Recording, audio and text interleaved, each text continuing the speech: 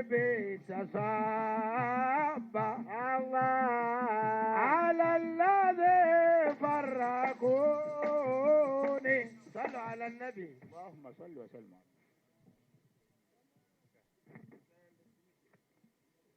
الله أكبر الله أكبر الله أكبر أكبر الله أكبر الله أكبر الله أكبر الله أكبر الله أكبر الله أكبر الله أكبر لا إله إلا الله الله أكبر لا إله إلا الله الله أكبر الله أكبر ولله الحمد الله أكبر ولله الحمد السلام عليكم ورحمة الله وبركاته. وعليكم السلام ورحمة الله وبركاته. It is my singular honor to welcome all of you as we celebrate the end of Ramadan, but in a special way, allow me to welcome our special guest and her entourage, the American Ambassador to Uganda, Ambassador Brown. You are most welcome. Thank you for honoring our invitation. Thank you for joining EID. It is a pleasure to join all of you as we celebrate EID. And first I'll make my remarks in Uganda, then for the benefit of the members of the press, I'll try to translate into English. Hope you'll bear with us. Sebo Supreme Mufti, bakadde bange bamashekh, sebo ssentebe w'olukiiko lw'abamashekh, abamyuka bo ababiri, Deputy Katikkiro wa Buganda, Deputy Speaker, Lord Mayor, MP Latif Sebagala, bakadde baffe Haji Isa Lukwago, ab'ebitiibwa mwenna bali wano bahaji ne bahajat, assalamu alaikum wa rahmatullahi wa barakatuh. Twebaza Allah subhanahu wa ta'ala atusobosezza okusiiba omwezi omutukuvu ogwa Ramadan ne tubanga olwaleero tugumazeeko. Tusaba Allah abenga akkiriza okusiiba kwaffe, akkirize edduwa zaffe, era akkirize emirimu gyonna gye tukoze, era atusonyiwe ebyo ebitusobyeko. Ffenna tukimanyi nti Allah gwe tusinza y'omu mu Ramadan ng'era tuvudde mu Ramadan, naye tusaba nti byonna tukwate amateeka ge nga bw'alagira wadde omwezi omutukuvu ogwa Ramadan guweddeko. Tumwebaza okutusobozesa okusiiba omwezi guno omutukuvu ogwa Ramadan ne tubanga olwaleero tusisinkanye. Tulina bannaffe bangi baasobodde okujjulula abatasobodde kubeera naffe. Tusiibye mu mbeera gyoyinza okugamba nti nnungi wadde mubaddemu ebizibu ng'okulinnya kw'ebintu ebimu ku ebyo ebisinga okukozesebwa bannayuganda.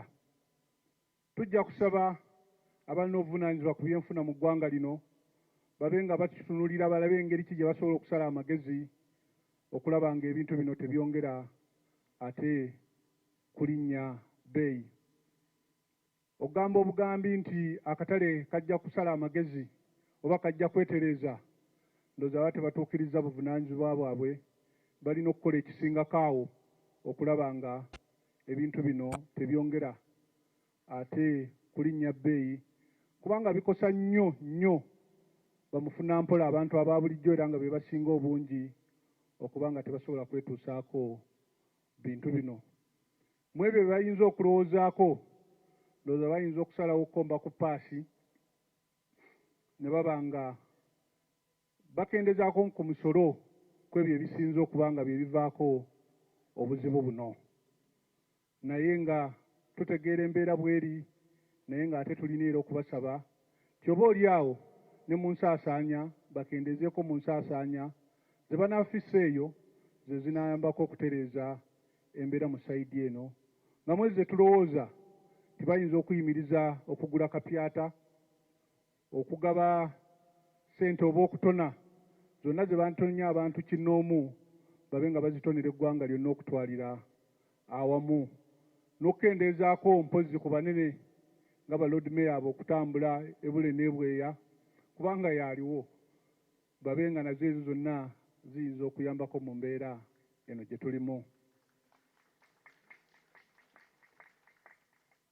Twagala nnyo okusaasira bannaffe abasiibye omwezi guno mu bugubi, mu abo be bali mu nsi eza Middle East, Palestine, buli kaseera awali entalo, ne bannaffe ab'omu Ukraine abasiibidde wakati mu lutalo, obulamu bugenze, bantu bafudde, ebintu byonoonese, naye nga bw'obuuza nti bazizza musango ki teguliiyo okuggyako olw'abantu abamu obutassa bitiibwa mu nsi za bannaabwe ne balowooza nti kye baagala balina okukikozesa amaanyi.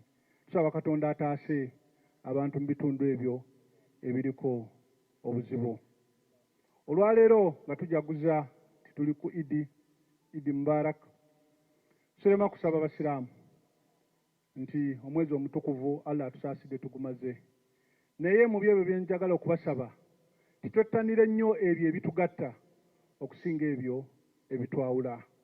Twettanire nnyo ebyo byonna ebiyinza otutwala mu maaso okusinga ebyo ebinaatuleetera buli kaseera okuba nga tuyimiridde awo tetulina kkubo tuufu gye tutwala.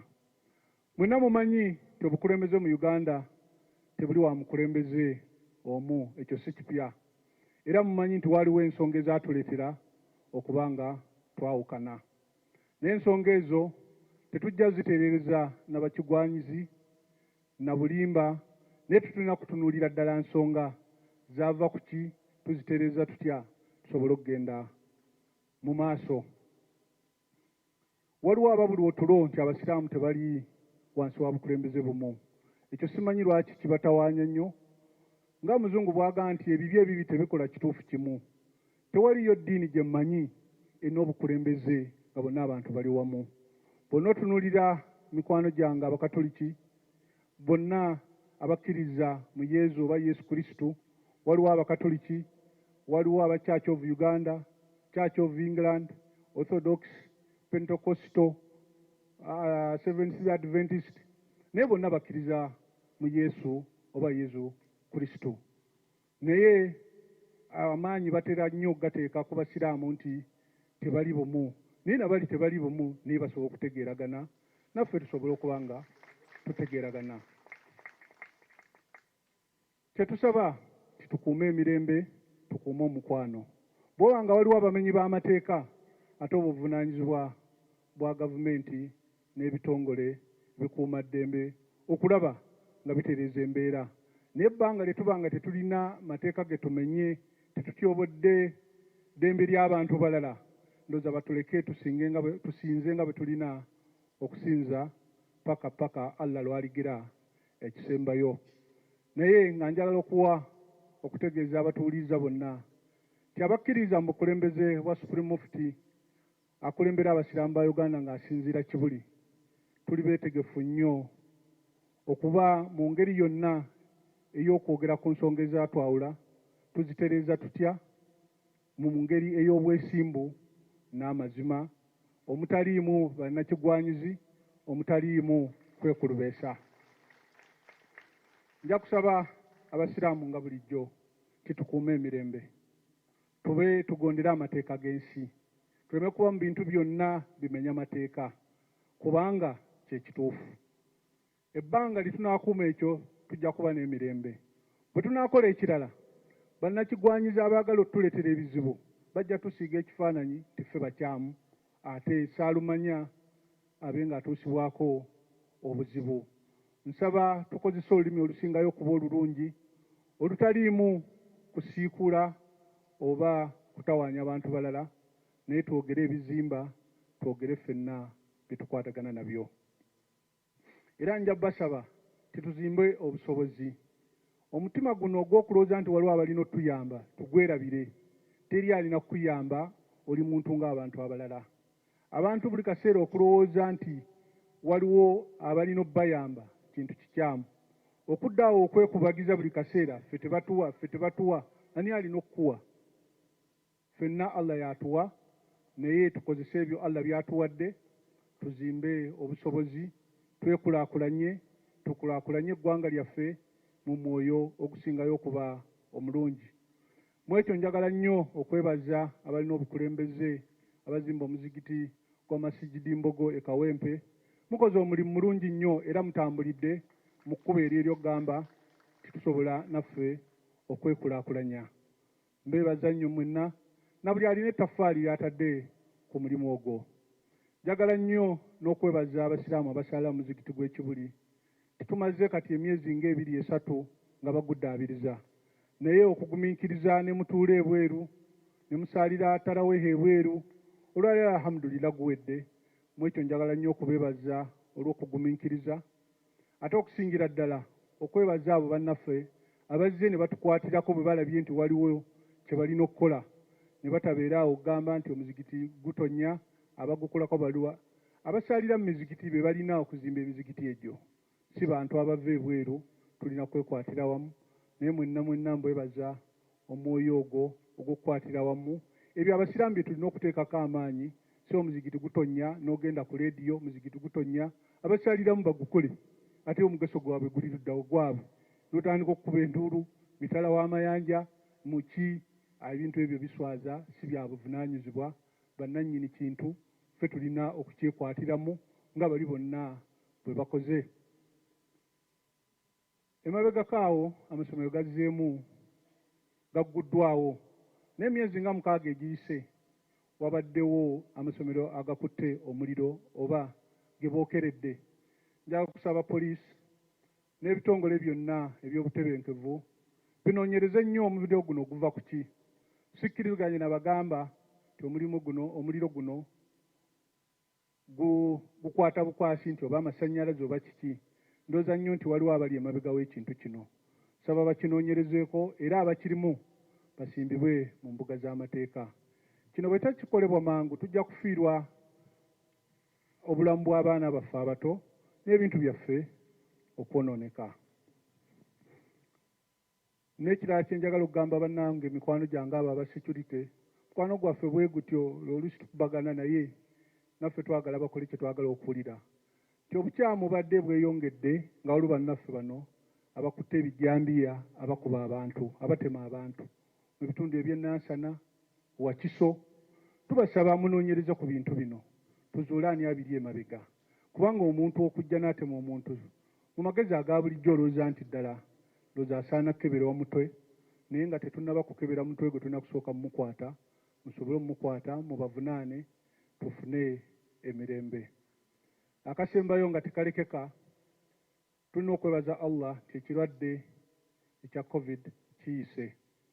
Naye saagala abantu mulowolize ddala nti kigenze paka nga bagambye nti kigenze. Tusigale nga twawala ebyo byonna ebiyinza otuleetera okukwatabwa ekirwadde kino. Abatabannaba kugemebwa mugende babageme, na ffenna tusobole okutambulira wamu. Njagala nnyo okubeebaza okuba nti tusobodde okusiiba omwezi guno ogwa Ramadhan era nga twebaza Allah atusobozesezza, n'okubeebaza okujja ne tusinkana wano ne tuba nga ffenna ekifaananyi kya umma. Waliwo ensonga nnyingi eziri mu ggwanga, naye bagamba nti eby'omu nju tebitottolwa. Engeri gye tulinawo abagenyi waliwo bitasobola kukwatako, era kyekyo lwaki ab'ebifuzi bino natidde obbawo omuzindaalo nga bayinza okwogera eby'ensimattu. Naddala Lord Mayor bw'okamuwa osangira awo amugambye nnyabo batukola bati, naye ng'ate si bye byamuleese. Kati kwe kubamma omuzindaalo, nange waliwo byendeseeyo, tulibyogera olulala ebiri mu nsi, tulabike nga tuli ekifaananyi ekirungi, bannayuganda tuli bulungi. Wadde tulina ebizibu byaffe, naye bali tebajja bitutereereza. Naye saba mukkirize mbaagalize Idi ennungi, Idi Mubarak, lunaku lwa kusanyuka bwe muva wano. Muddeyo eka mubeere ne famire zammwe. Muleme kunkyayisa abantu b'ewammwe nti Mbuga atuta ssaawa 12 tekiriiyo, nze mbata 6 n'ekitundu. Musobole okusinkana mikwano gyammwe, lunaku lwa kuwummula. Bokka abasonyibwa okukola be bano aba maamawulire n'abo bakola emirimu egitwalira awamu n'abakola ebyokwerinda. N'emikwano gyange enfanfe bambega balina okusigala nga bakola emirimu gyabwe. Obuzibu bwabwe kwagala kuwulira muntu ng'ali ku sujuudu. Byendope wa Mungu bikwatako ki? Ndeka ilahi njogere ne Mungu wange. Naye mwebale nnyo, mwebalire ddala.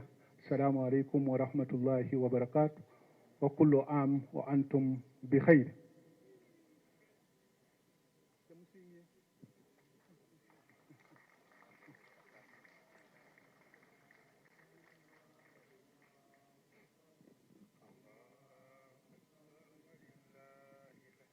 For the benefit of our special guest and your entourage and members of the press, and for the benefit of all Ugandans, I take once again this opportunity to welcome you, Madam, Your Excellency, and your entourage, to welcome our eminent sheikhs and leaders as we celebrate Eid al-Adha, Eid Mubarak. We wish to thank Almighty Allah who has enabled us to perform and go through the month of Ramadan. And today we are here to celebrate the end of Ramadan. We've always said so, that it's the same Allah we worship during Ramadan and after Ramadan. So after Ramadan, we should also continue to obey the laws as laid down by the Almighty Allah. We should not think that laws end with Ramadan, but we have to continue to obey the Almighty Allah. We thank Him for having enabled us here in Uganda to go to perform the month of Ramadan in peace and tranquility, despite the rising costs of some of the essential commodities. But at least we are alive. We only pray to those charged with the economic affairs of the country to see what they can do about the rising costs of these essential commodities. They have to take the bitter pill and maybe revisit some of the tariffs of some of those essential commodities that are causing us issues. We also wish to join our brothers and sisters who have performed Ramadan, who have gone through the month of Ramadan in a state of war. Those are the people in the Middle East, in Ukraine. These are not the problems of their own, but it's because some players on the international scene have no respect for territorial integrity, who have caused them problems. But we pray to the mighty Allah to help them go through these trying moments. Lives have been lost, properties destroyed, but it's very unfortunate. But we seek Allah's indulgence to help all those people in those areas. As we celebrate Eid today, I wish to ask my brethren, the Muslims especially, that let's focus on what unites us. Let us focus on what brings us together. Let us put up bridges so that we get to understand one another, to cooperate. There are so many issues we have as a community. One of those, we are not under one leadership, but everybody knows why we have these issues. And these issues have to be solved by taking them on head-on without fear or favor, trying to analyze what went wrong, and then we shall find a solution to move forward. I also wish to say that many people are losing sleep, that the Muslims are not under one leadership. I'm only saying that two wrongs don't make a right. I'm yet to know one religious group that is under one leadership. Because when you look at Christianity, there's the Catholic Church, there's Church of Uganda, there is the Pentecostals, there's Adventists, there's the Orthodox. All are indifferent, have different leadership. But what is of paramount importance? That you have peace and tranquility. Worship your Allah. And it will be up to Allah to say you are right or you are wrong. Needless to say that those who subscribe to the office of the Supreme Mufti based in Chibuli, we are ready to engage anyone to get involved in any discussion which can help us resolve some of our issues, only if we are candid and we look at those issues squarely on the table with honesty and sincerity. I also wish to ask our Muslim brothers that please let's be law-abiding. Let's maintain peace and order in our land, because it is the cardinal objective of anybody on this earth. It is for the beauty or for the good of all of us if there is law and order in our country. Short of which, our detractors are going to use it against us as if it is all Muslims who are in the wrong, but a few elements.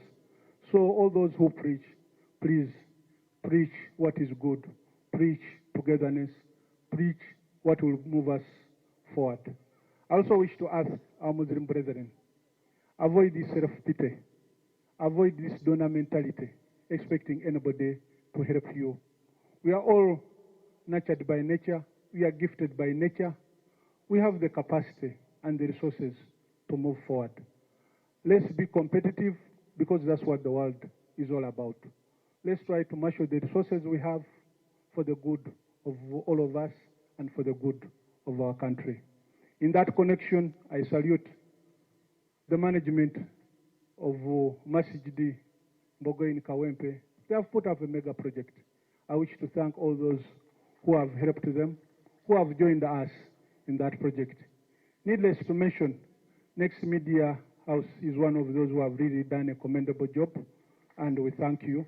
And all other houses that have really joined us in this cause. We remember that after the COVID, schools were opened, but it is very disheartening. Some of these schools have been set ablaze. I wish to ask police and the security organs in the country to investigate the causes of these problems in these schools. Who is setting them ablaze? I don't believe it's an accident. I believe this is arsenal of the highest order. Please put to book all of those who are behind this problem, short of which our youngsters might suffer. We shall lose properties here and there. Also wish once again to ask members of the security team, police and all other security organs to investigate those behind the hacking of people in different parts of Kampala, Wakiso, Nansana. It is very regrettable that a human being can be behind such an act. I don't know what is wrong with Ugandans, even to think about it. Why go and shorten somebody's life? In the name of what? As if you shorten his or hers, that will increase your days on earth. Please, police and security organs, help in trying to arrest all those who are behind this heinous crime. Lastly, I salute everybody that COVID is behind us, but we shouldn't relax until it's over. Like one man said, it's not over until it's over. It's not done until it's done. And let's try to avoid any behavior that could cause us issues, that could cause COVID to be back in this country or globally. We wish to thank everyone and us, those who have not yet been immunized, that now we have enough doses, no excuses. Please be immunized. Like one person said, nobody is safe until everybody is safe. We want to be safe and enjoy our life. I wish to thank you once again for turning up, and in a special way to thank Her Excellency for joining us. We can't take it for granted, but thank you for honoring our invitation. This is what we want, to put up bridges, to understand one another. EID is about celebration, merrymaking, and I'm happy that you've seen the face of what Islam is all about. And we pray that we continue with this cooperation. We've always enjoyed a good cooperation with all people, irrespective of color, race, or height. We thank all of you. Assalamu alaikum wa rahmatullahi wa barakatuh.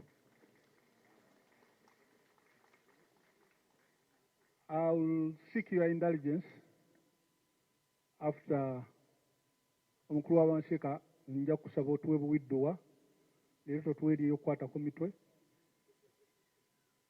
and after allow me to escort to see off our chief guest after the dua. Please remain seated. I will appreciate members of the press not to come to me asking for another bite. At times you ask for English bite, Swahili bite. So today, please, you stay away. Sebo jangu tuwe dua. Thank you.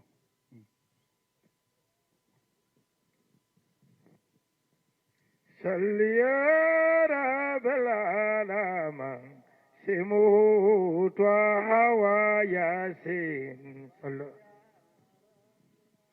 على النبي. بسم الله الرحمن الرحيم. الحمد لله رب العالمين والصلاة والسلام على أشرف المرسلين سيدنا حبيبنا مولانا محمد وعلى آله وصحبه وسلم.